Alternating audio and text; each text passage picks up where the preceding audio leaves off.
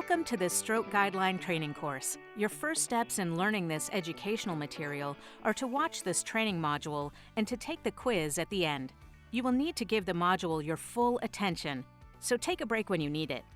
I will let you know when we reach the halfway point, as well as to begin the quiz. Let's get started. Let's look at what you'll be learning in this module. Its purpose is to prepare you to utilize the AHA Stroke Guideline development process and methodology to develop the topic sections of the guideline that have been assigned to you. At the end of this module, you will be able to describe the components of the class of recommendation level of evidence schema, identify how to execute a comprehensive literature review, construct original topic-based evidence tables, develop recommendations using PICO format and correct class of recommendation phrasing, produce section topic content in modular knowledge chunk format, and finally, work within the milestone deadlines for specific member assignments and within your guideline's overall timeline. This training module is in 4 parts. Put simply, we will first talk about what you are going to do, the process, second, how you are going to do it, the methodology, and when you are going to do it, the timeline. Then, the quiz. First, we address the process. The Stroke Guideline development process is comprised of 4 sub-processes, each containing various steps needed to develop and publish an AHA Stroke Guideline. You should have received a PDF of this figure attached to your learning module invitation. Some stages require intense guideline member involvement, some less intense, and other steps are for chairs or staff only. The following slides highlight where guideline writing group member involvement is central to the process. These are the preliminary steps needed to initiate and launch a guideline. 1. Guideline initiation. The key players here are members of the AHA Stroke Oversight Committee, the guideline staff, and the writing group's chair and vice chair. 2. Writing group launch. This is the first stage when writing group members are involved. Essential information and instructions regarding guideline development are provided to the writing group members. Writing group members also discuss the guideline outline and author assignments at the kickoff meeting. Any changes agreed to by the group are made afterwards by staff, approved by chairs. Then, the guideline sections and author and reviewer assignments are final. Content development is the core of the work of the writing group. We will cover the detail of how you will do this later in this training program. However, in summary, authors and reviewers will comprehensively review the literature, enter summaries of the key studies into our evidence platform, and then, based on the science, draft recommendations for their assigned section.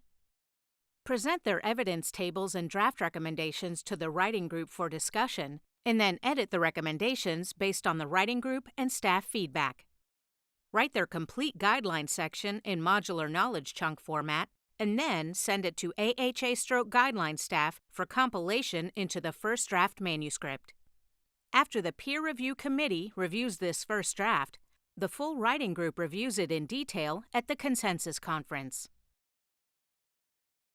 Formal peer review of the guideline, as well as review by AHA leadership and endorsing organizations, makes up the process of guideline review.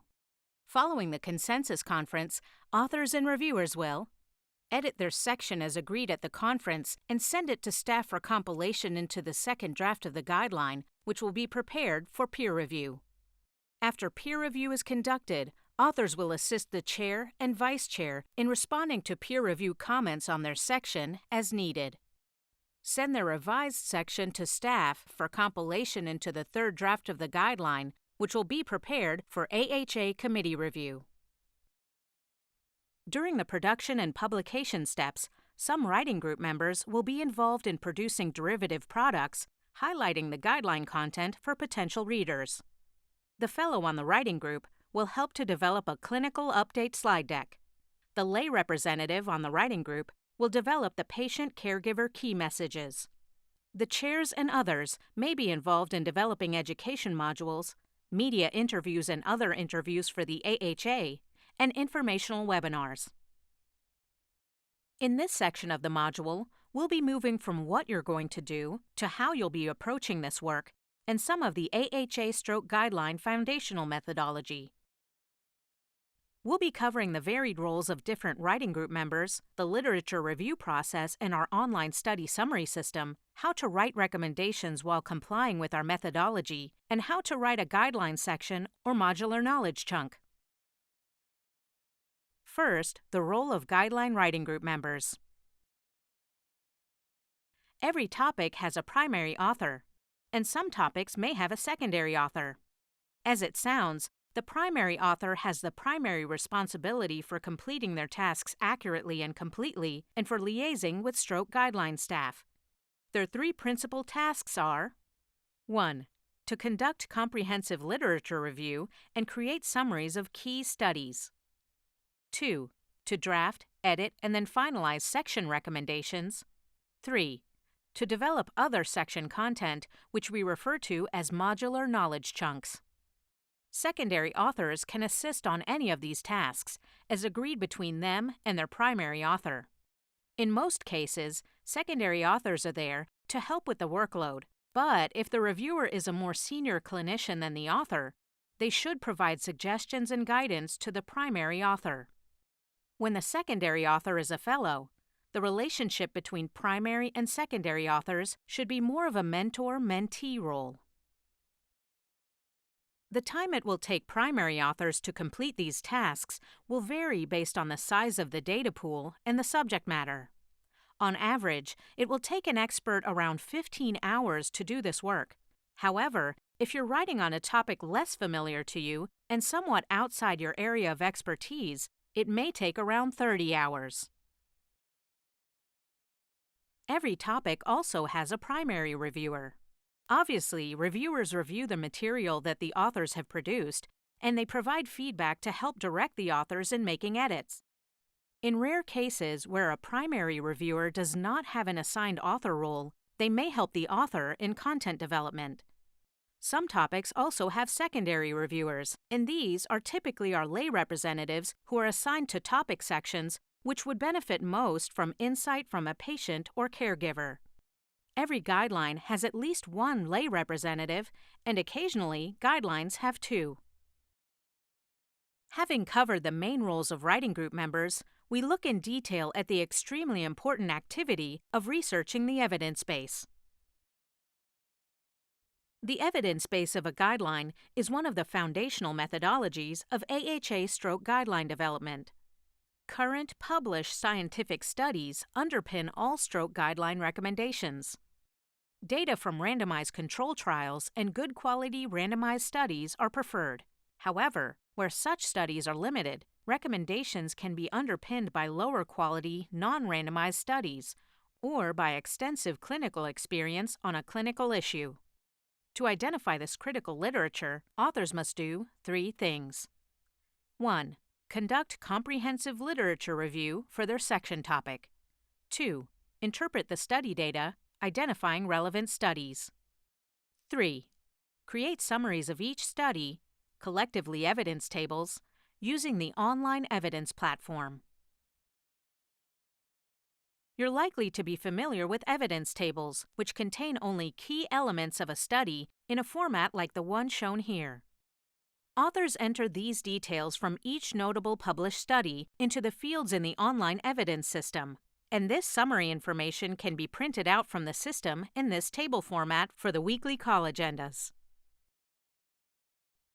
Evidence tables serve 2 functions. The first is to support evidence review and weekly section calls.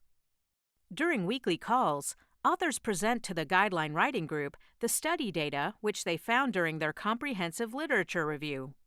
The presentation focus is on data that inform clinical practice and will likely underpin one or more guideline recommendations. Thus, authors' evidence tables should include summaries of these studies and meta-analyses. Also include summaries of studies or meta-analyses which illustrate other aspects of the body of knowledge and range of data, and which offer an alternative perspective where this is relevant. So, for these weekly calls, guideline authors create evidence tables by entering relevant statistics from these studies into the online evidence application, download tables, and check that study summaries are complete. Present study data during assigned weekly section calls. The second function of evidence tables is to populate the guidelines published data supplement. This supplement contains summaries of every study cited in a recommendation table. More on these later. These summaries are published so that guideline readers can review study characteristics such as study size, inclusion and exclusion criteria, and read study results alongside guideline recommendations and their supporting text. Simultaneously, these study summaries avoid the need to include this data in guideline text. Now, let's look at the key tasks involved in evidence tables. Section authors populate two types of study tables in the evidence platform: randomized and non-randomized tables. They illustrate the current body of knowledge on a topic by summarizing the range of published data in the evidence tables. While conducting the comprehensive literature review, authors must review and summarize only published, original articles. Do not include other guidelines, scientific statements, or appropriate use criteria, irrespective of the publisher. Similarly, do not include abstracts, presentations, or late-breaking clinical trials. Although many guideline writing group members find it more convenient to use the librarian facilities at their institution or PubMed searches for speed and flexibility, our medical librarian can support authors by conducting literature searches and providing a list of resulting studies. Please let your guideline advisor know if you require this assistance. You will also receive training on how to use the online evidence platform from your guideline advisor. The next task is the development of guideline recommendations. Here, the foundational methodology is AHA's Class of Recommendation and Level of Evidence Schema, known as COR-LOE. Class of Recommendation, COR, reflects the magnitude of a recommendation's benefit over risk, while Level of Evidence, LOE, denotes the quality of data supporting a recommendation. During this section of the training module, it would be helpful to refer to the COR-LOE figure, which was included in the email about this training course. Every recommendation must be classified using this schema, which includes 1. Number classes for class of recommendation. 2. Level classes for level of evidence. Let's look at each of these closely. This table details the different levels of evidence. Level of Evidence A comprises high-quality evidence from more than one randomized control trial, meta-analyses of high-quality randomized control trials, one or more randomized control trials corroborated by high-quality registry studies. Level B evidence, based on randomized studies, comprises moderate quality evidence from one or more randomized control trials, meta-analyses of moderate quality randomized control trials. Level B evidence, based on non-randomized studies, comprises moderate quality evidence from one or more well-designed, well-executed non-randomized studies, observational studies, or registry studies, meta-analyses of such studies. Level C evidence, based on limited data, comprises randomized or non-randomized observational or registry studies with limitations of design or execution, meta-analyses of such studies, physiological or mechanistic studies in human subjects. Level C evidence based on expert opinion comprises consensus of expert opinion based on clinical experience. This table details the different classes of recommendation. Class 1 means it's a strong recommendation. The benefit of the intervention very strongly outweighs the risk. Examples of phrases to use in Class 1 recommendations include is recommended, should be performed. Class 2A means it's a moderate recommendation. The benefit of the intervention strongly outweighs the risk. Examples of phrases to use in Class 2A recommendations include is reasonable, can be useful, can be effective, or can be beneficial. Class 2B means it's a weak recommendation. The benefit of the intervention is equal to or only slightly outweighs the risk. Examples of phrases to use in Class 2B recommendations include may or might be reasonable or considered, usefulness or effectiveness is unknown, uncertain, or not well established. Class 3, no benefit means it's a moderate recommendation. The benefit of the intervention is equal to the risk. Examples of phrases to use in Class 3 no benefit recommendations include is not recommended, is not useful, effective. Class 3 harm means it's a strong recommendation. The risk is greater than the benefit. Examples of phrases to use in Class 3 harm recommendations include potentially harmful, should not be performed, administered. This is the halfway point if you would like to take a break. Let's refresh ourselves on the content development steps of our guideline development process. It's within this part of the process that conducting evidence review and developing recommendations takes place. First, 3.1. Review the literature and enter it into the evidence platform. Then, 4.1. Based on the science, draft recommendations for your section and present your evidence table and draft recommendations to the writing group for discussion at the weekly calls. Now, we'll turn to the second foundational methodology for developing guideline recommendations, the use of the PICO framework. Recommendations must be constructed using this framework and in this order. 1. Describe the patient. 2. Describe the intervention or action. 3. Describe the comparator where relevant. 4. Describe the therapeutic outcome. Occasionally, recommendations include the timing of an intervention or the setting of the intervention. The two template recommendations in this table use highlights and colored text to illustrate how you apply the PICO framework to format your recommendations. Beginning with the patient, highlighted in yellow, the first example states in patients with X and Y. The second example uses in patients 65 years of age and older with X. The wording you use will follow from the specific patient population that was researched in the trials or studies that underpin your recommendation. Next comes the intervention, highlighted in green. This could be specific medications, procedures, screening, or monitoring, and the wording will again follow from the underlying evidence.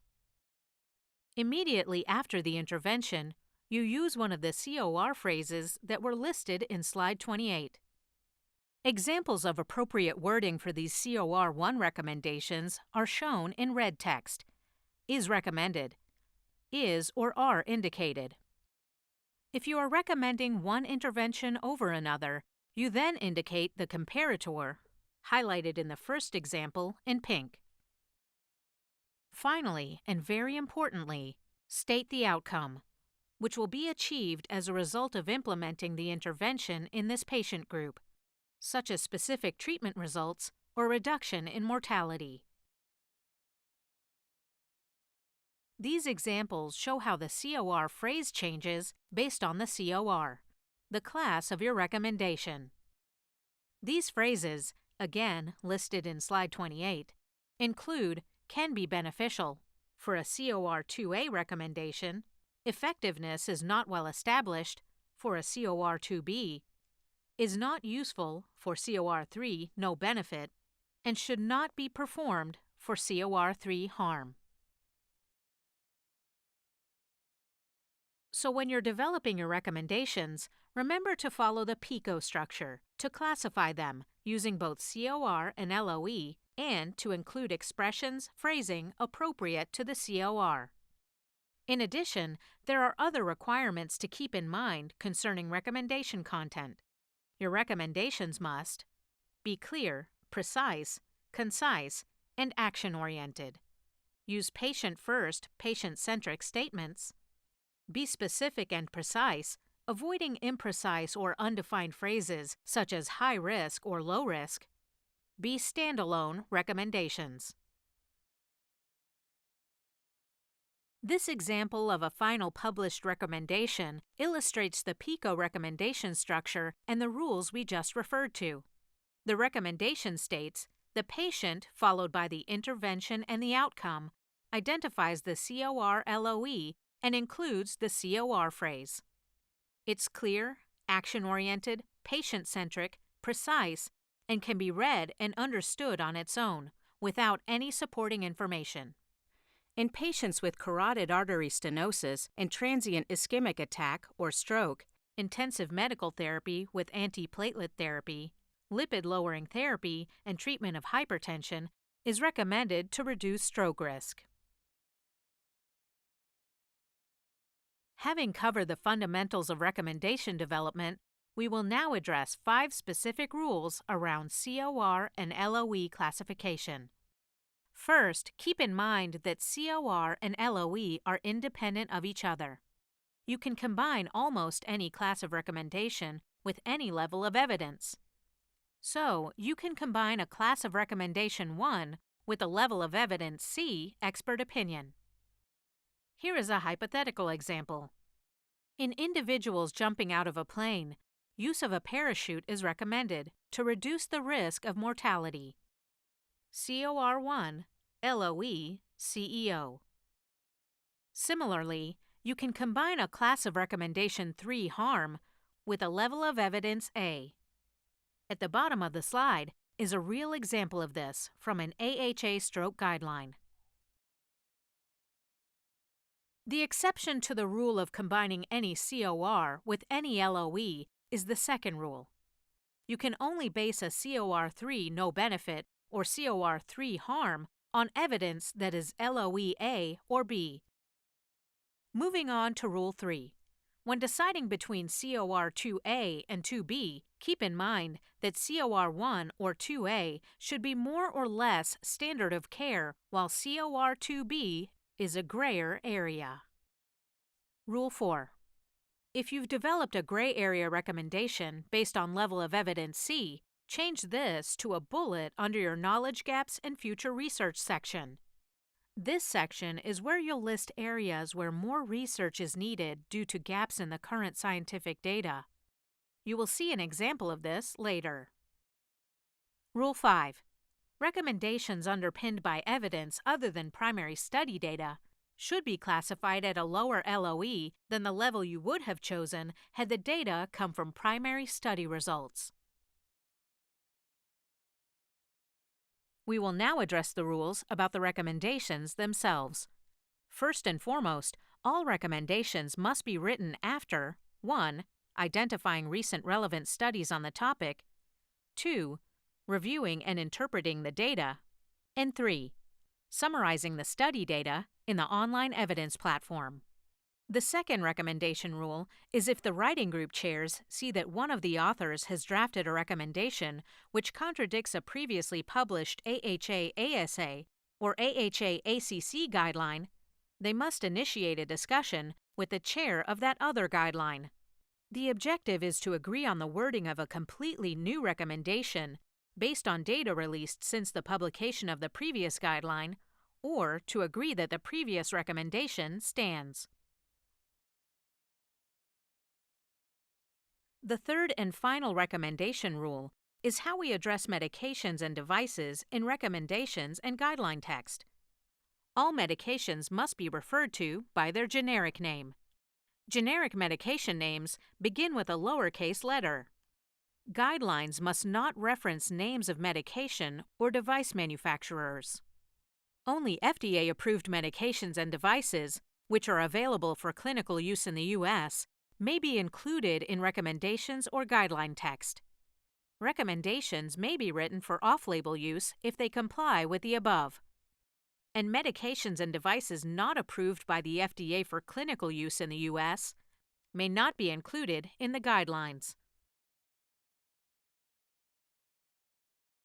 Now that you know the methodology and the rules relating to the development of recommendations, we will look at a few recommendations which do not comply with the methodology and rules to reinforce your learning. This recommendation is: abstention of cigarette smoking is recommended for patients who have never smoked on the basis of epidemiological studies showing a consistent and overwhelming relationship between smoking and both ischemic stroke and SAH. This recommendation is poor because it does not follow PICO format. First, it does not begin with the population. Second, there is no clear clinical intervention being recommended. Third, there is no explicit outcome. Finally, it also includes discussion about the underlying studies, which actually belongs in the recommendation-specific supportive text. A better approach to this recommendation would be: in patients with stroke or TIA who smoke tobacco, counseling with or without drug therapy, nicotine replacement, bupropion, or varenicline, is recommended to assist in quitting smoking. Even without reading it in detail, we can tell that this example recommendation is clearly very long and not at all clear, specific, or concise. The recommendation is also poor because it does not follow PICO format. Notably, the intervention says what not to do instead of what to do. Further, recommendations should never be more than one sentence, and supporting study data should be in the supporting text. A better approach to this recommendation would be: for patients with non-valvular atrial fibrillation, a CHA2DS2-VASc score of 1, and a low risk for hemorrhagic complications, the benefit of antithrombotic, anticoagulant, or aspirin therapy to reduce stroke risk is not well established. This recommendation does not follow the PICO format either, since it does not specify any specific treatment or other intervention for a particular patient group and has no outcome.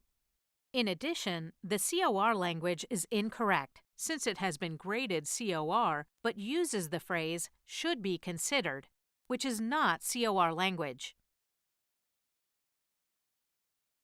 A better approach to this recommendation would be: patients with chronic inflammatory disease, such as rheumatoid arthritis or systemic lupus erythematosus, X treatment should be considered to reduce risk of stroke. This slide shows a good recommendation. In patients with a high 10-year risk for cardiovascular events, statin therapy is recommended to reduce stroke risk, COR1 LOEA.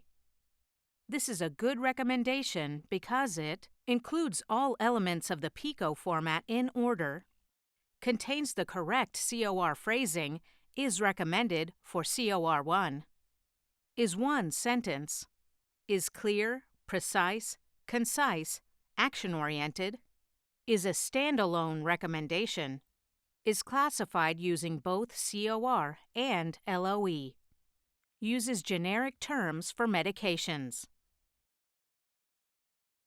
Having reviewed how to write a recommendation, let's recap the roles of primary and secondary authors.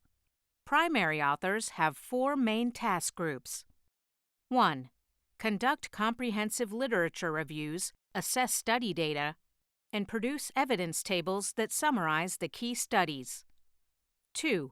Draft recommendations, including COR and LOE, based on results of the key studies, adhering to recommendation development rules.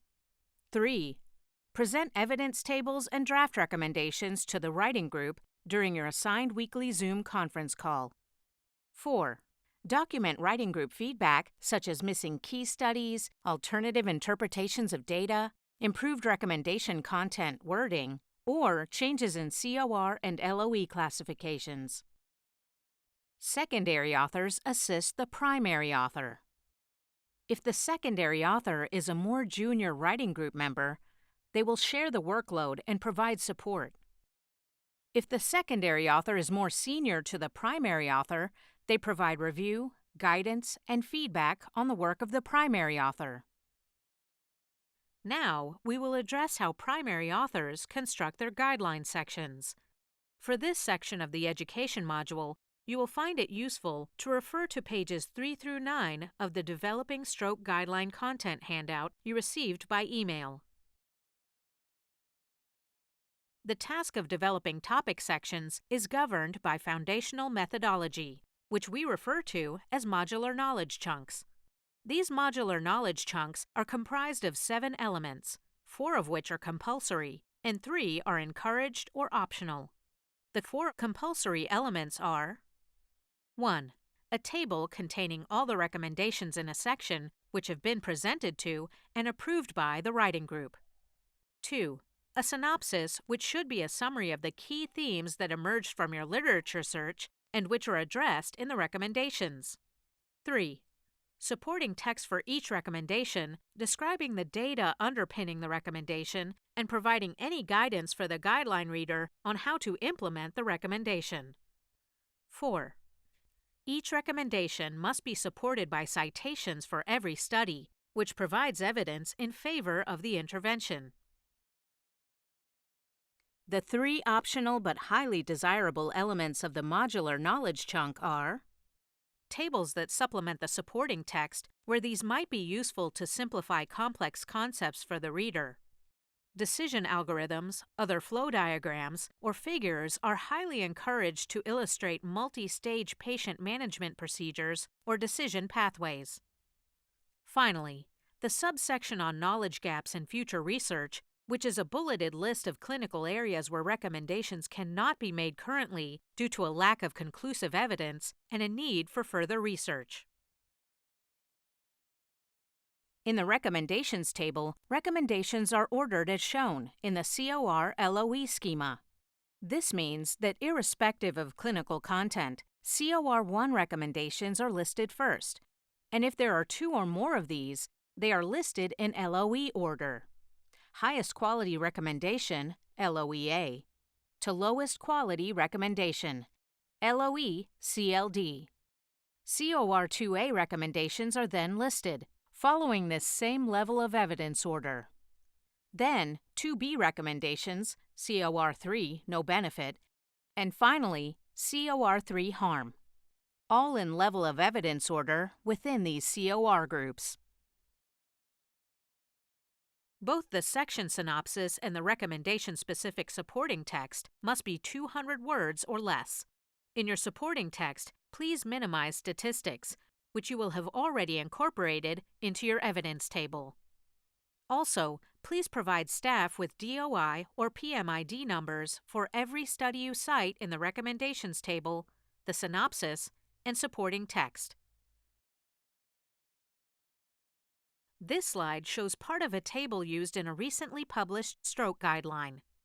It contains a lot of information. However, if the same information were presented to the reader in text, it would be even more difficult to digest. We encourage the use of tables when presenting complex data, long lists, side-by-side comparisons, or catalogs of concepts, terms, or study details. To reiterate, including decision algorithms, other flow diagrams or figures is highly encouraged to illustrate multi-layered patient management or decision pathways. These algorithms must include action, as defined in 1 or more recommendations, and should state the class of recommendation in the appropriate box. Please submit your ideas for algorithms to your guideline advisor in any convenient draft format for production. The Knowledge Gaps in Future Research subsection is a bulleted list of clinical areas where recommendations cannot be made currently, due to a lack of conclusive evidence and more research is needed. This is an example from a published guideline, and your list should follow this format. The responsibility for developing the following guideline sections falls to the chairs. A list of top 10 take-home messages, the description of the scope of the guideline, an introductory section on general concepts, and a central infographic. This is an example of a central infographic, which is taken from the 2022 Guideline on Intracerebral Hemorrhage. All Guideline Writing Group members are encouraged to submit ideas for a central infographic to the chairs so that it's a collaborative product of the guideline. The last part of this education module is the timeline for guideline development. For every guideline, the time allotted for each step of the development process is the same length, and for every guideline, development takes around 15 months. The timeline begins with the guideline kickoff meeting in month 1. Following this meeting, authors will spend months 1 to 4 conducting their comprehensive evidence review, developing draft recommendations, and preparing for their presentations to the Guideline Writing Group during their assigned weekly call. During these calls, there will be extensive discussion, and other members may provide feedback, such as any missing key studies, alternative interpretations of data, improved recommendation content, wording, or changes in COR and LOE classifications. In response, primary authors will revise their recommendations, develop their modular knowledge chunks or section content, and submit this for chair and staff review. During months 4 and 5, authors make final revisions in response to chair and staff feedback, and the completed sections are consolidated into the first guideline manuscript. A peer review committee will then review this manuscript and provide comments for authors to address in advance of the consensus conference. The consensus conference is held in month 6. Authors will present their sections to the group, with the focus being on their table of recommendations. Authors will record the group's feedback at the conference and then make revisions and submit revised content to staff within 3 weeks.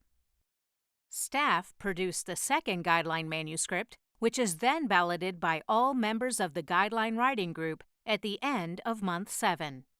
Each recommendation is balloted individually, and the entire manuscript is signed off for peer review, which is conducted by experts identified by writing group members.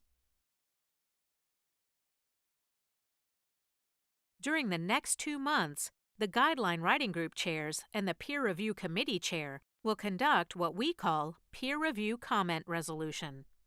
During this time, every peer review comment is reviewed, responded to, and edits are made to the guideline manuscript. At the end of month 9, there is another round of balloting and manuscript sign-off prior to organizational review. For the next 2 months, the manuscript is reviewed by AHA's committees as well as by any endorsing organizations. Any feedback is responded to by authors and staff, and a final guideline manuscript is produced for production. The manuscript is typeset and proofed during months 12 to 14, and online journal publication occurs around month 15. Before concluding this education module, we'll review the timeline for comprehensive literature review, recommendation drafting, weekly calls, and section development. Initially, all primary authors will be working towards submitting their evidence tables and draft recommendations to chairs and staff 1 week prior to their weekly call presentation. You can see at the beginning of this diagram that an instruction letter will be sent to you 4 weeks before your submission date. 2 weeks later, you will receive a reminder of your submission date, and 1 week later, i.e. a week before your submission date, a second reminder.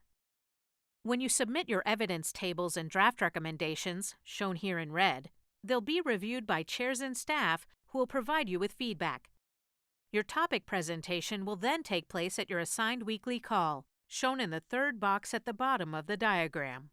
You will then have 3 weeks to edit your recommendations, develop your modular knowledge chunk, and submit it to staff.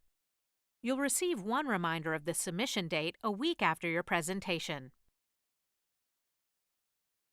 Please be aware that this timeline is critical to keep the development of our guideline moving forward according to our 15-month deadline. It is therefore absolutely essential that all writing committee members comply with task deadlines.